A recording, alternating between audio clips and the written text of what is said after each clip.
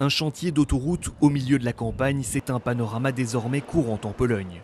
Mais celui de l'autoroute A2 reliant Berlin à Varsovie est unique.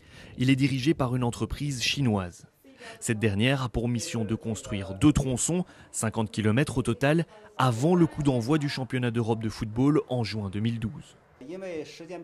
Étant donné qu'on a un calendrier serré, on a pris des décisions pour accélérer le cours des travaux.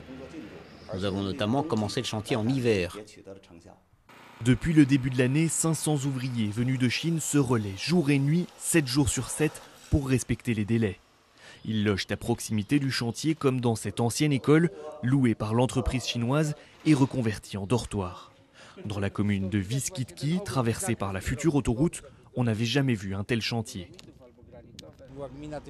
Avant, ici, c'était une petite commune, typiquement agricole et tranquille. Et là, tout d'un coup, arrive un tel projet. Pour nous, c'est un choc. On est dépassé par toute cette logistique, par la taille du chantier et sa portée. Les entrepreneurs polonais voient d'un très mauvais œil l'arrivée de cette concurrence qu'ils jugent déloyale et comble du comble, financée en partie par des fonds de l'Union européenne. De plus, ils soupçonnent l'entreprise chinoise d'avoir fait du dumping pour obtenir le contrat.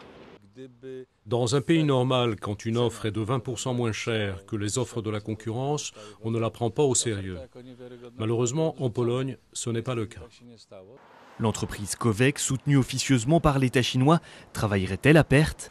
Les employés refusent d'évoquer leur salaire et la direction n'a pas souhaité commenter le financement du projet.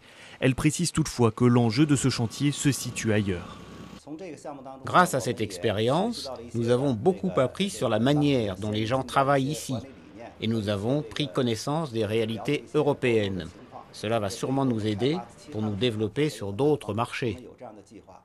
Récemment, les travaux ont été interrompus pendant près d'1 semaine. Les fournisseurs polonais reprochaient à l'entreprise Covec de ne pas les payer. Aujourd'hui, le chantier a repris, mais sous la surveillance étroite du gouvernement polonais.